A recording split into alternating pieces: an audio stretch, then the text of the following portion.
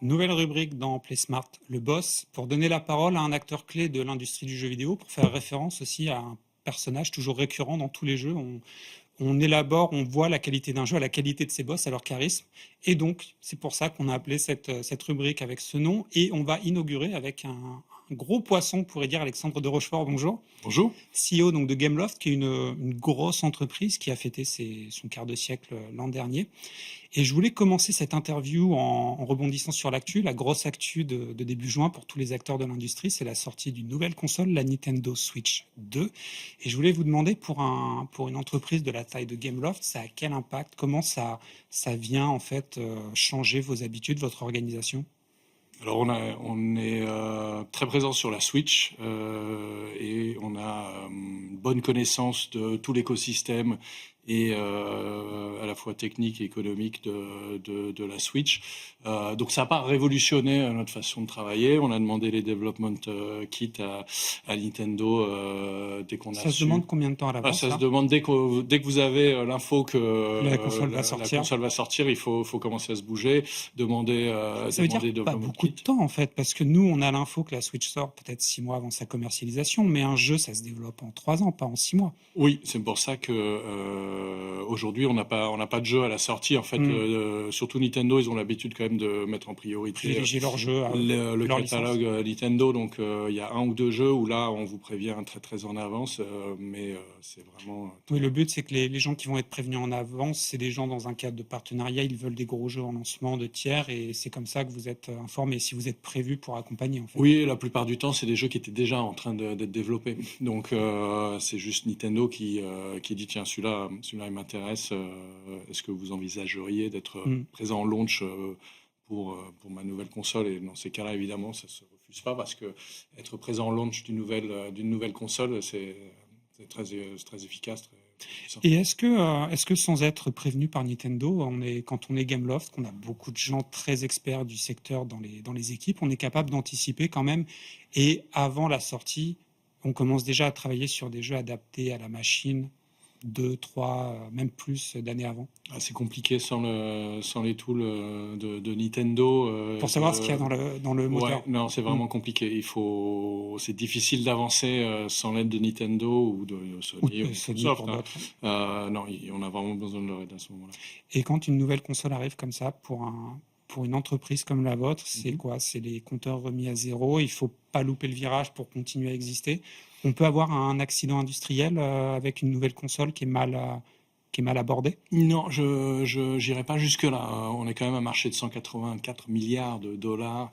Et si la Switch 2 est un succès phénoménal, c'est 3,5 millions de consoles qui ont été vendues depuis la sortie sur une base installée de centaines et centaines de millions. Donc c'est énorme, mais c'est compliqué de planter une boîte juste parce que elle a loupé la sortie de la Switch 2. En l'occurrence, nous, on a 2900 employés chez Gameloft.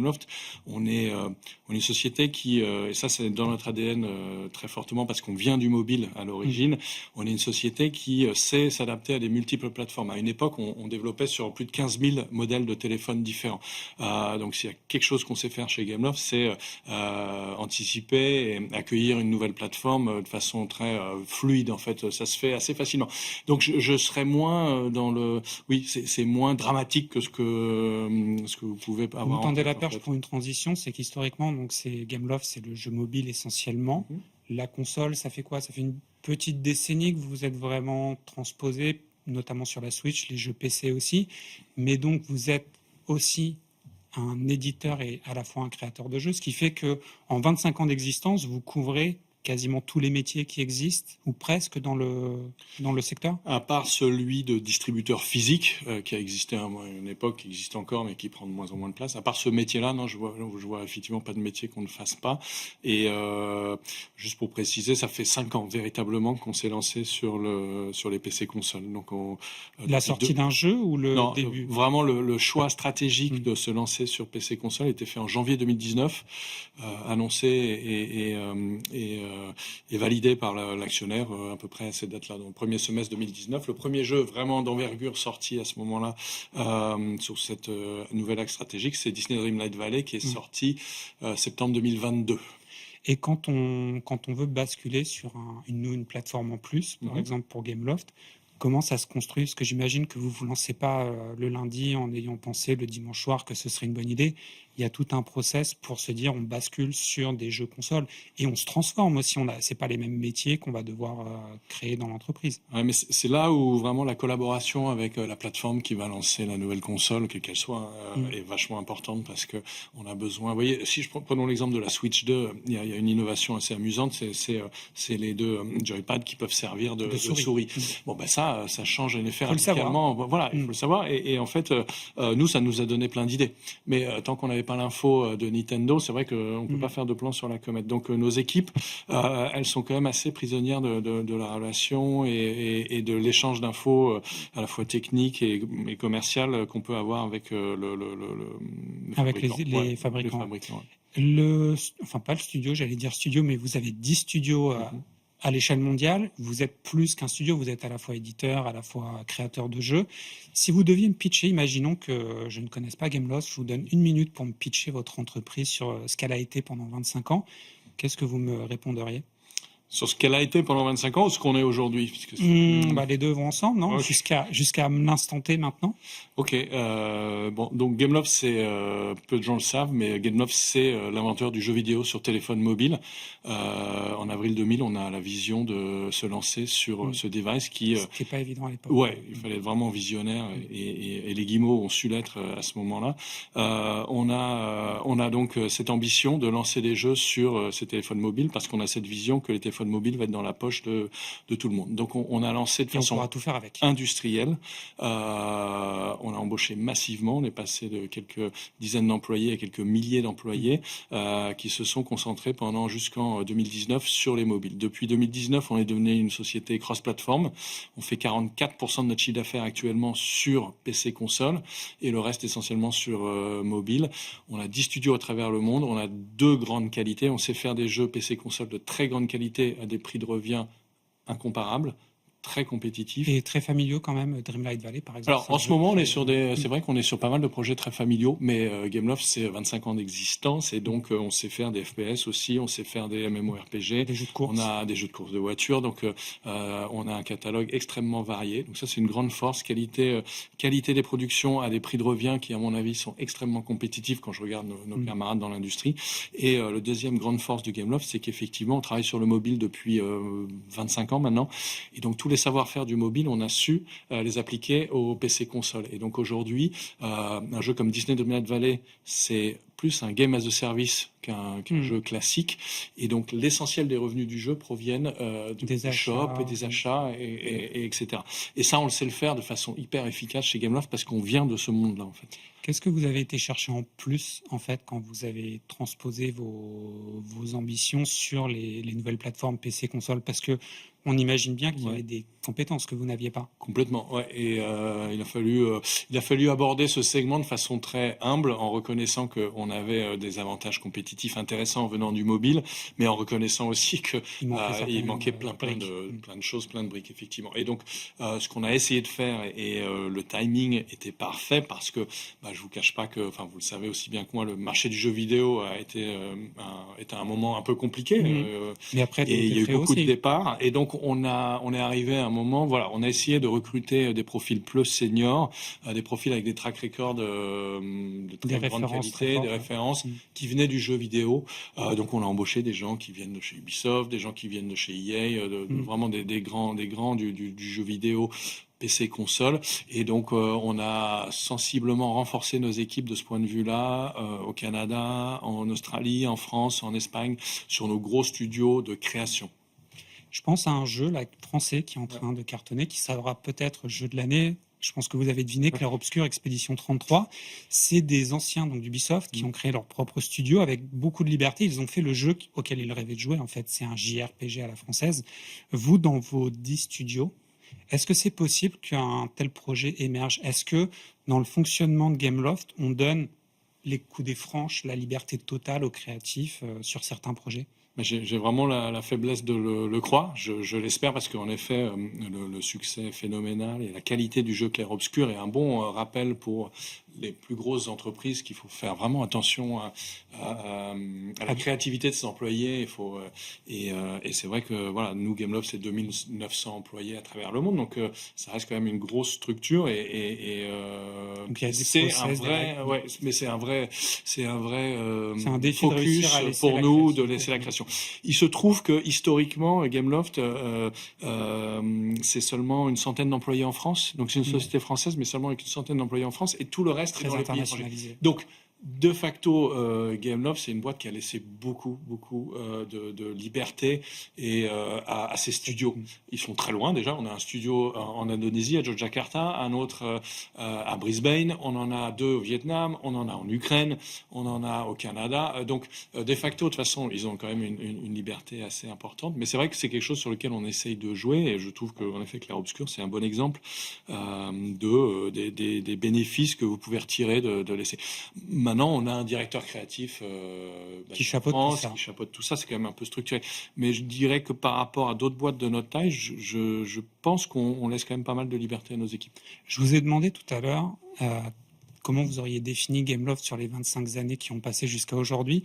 J'ai envie de vous demander comment va être Gameloft, comment ça va évoluer dans les 25 années qui vont venir, parce que j'imagine que vous imaginez, vous, le futur du jeu vidéo, et là, les 25 prochaines années, ça risque de beaucoup bouger, notamment avec l'arrivée de l'IA générative et son développement. Ouais. Donc vous voyez quoi comme prochaine grosse évolution dans votre métier ? Donc déjà, on essaie de voir les 5 prochaines années pour commencer. Pas mal, déjà. Ouais, pour commencer. On a essayé de vraiment construire Gameloft brique après brique reconstruire depuis quelques années.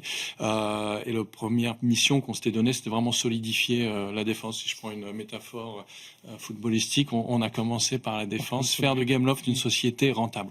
En fait, pourquoi je vous dis ça, c'est pas très excitant en effet, parce que là on parle plus de créativité, etc. Je parle juste de chiffres, mais c'est hyper important. Et c'est votre univers d'origine, hein, oui, qui est CFO de Gameloft. Absolument. Moi, ça fait 25 ans que je suis chez Gameloft, mais c'est vrai que j'ai commencé en tant que CFO.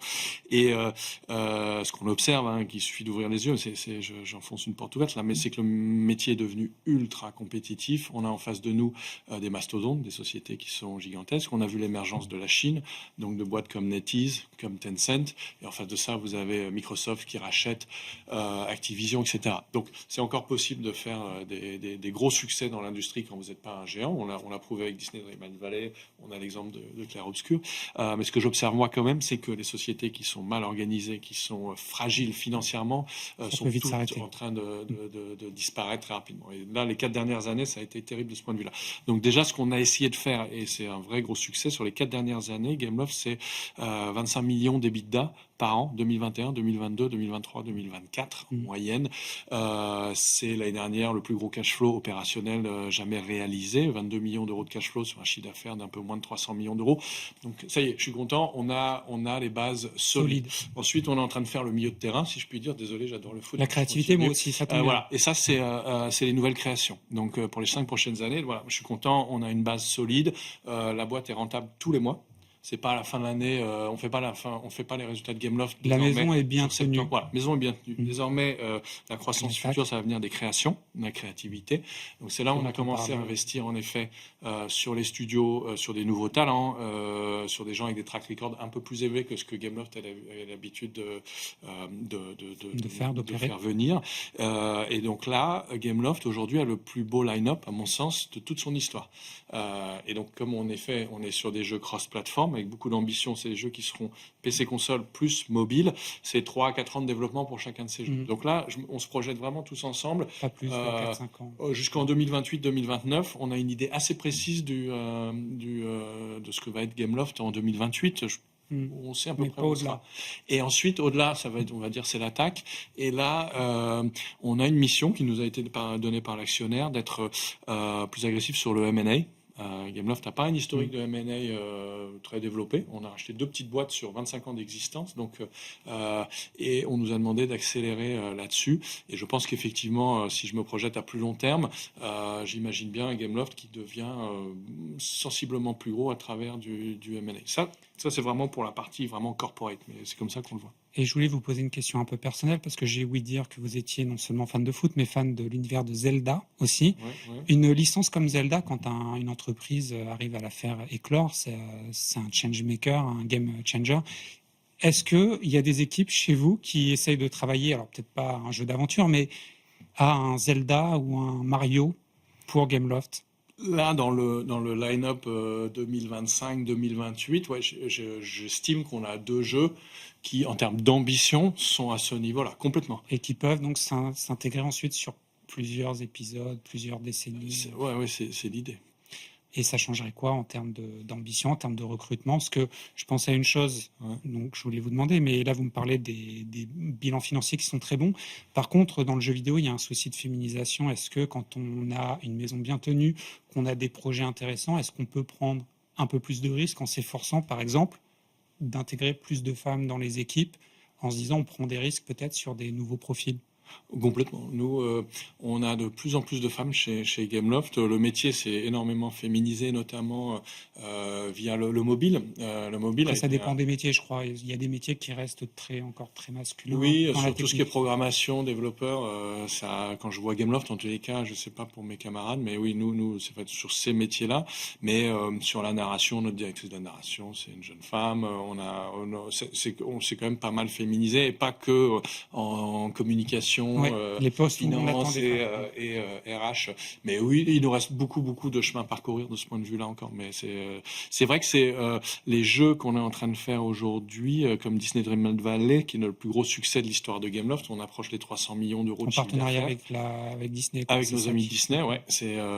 Vous parliez d'un game changer pour Gameloft. On en a eu, toute l'histoire de Gameloft est jalonnée de game changer. On a eu en 2008 le lancement par Steve Jobs de l'App Store, juillet 2008. En septembre, on sort Asphalt, énorme succès. 2013, le premier jeu free-to-play, c'est Million Rush, énorme succès. Et là, 2022, on a eu Et donc, Disney Dreamlight Valley. on va attendre votre prochain Zelda-like Voilà, de Gameloft. Merci 2027-2028. Merci beaucoup, Alexandre de Rochefort. C'était passionnant de vous avoir pour cette première de la séquence Le Boss. On vous réinvitera sur le plateau de PlaySmart si vous voulez revenir avec grand plaisir. Je vous invite à rester quelques minutes de plus parce que on va accueillir un jeune talent, Julie Canet, qui développe un jeu vidéo qui a pour ambition de sensibiliser aux enjeux environnementaux. C'est tout de suite dans Level Up.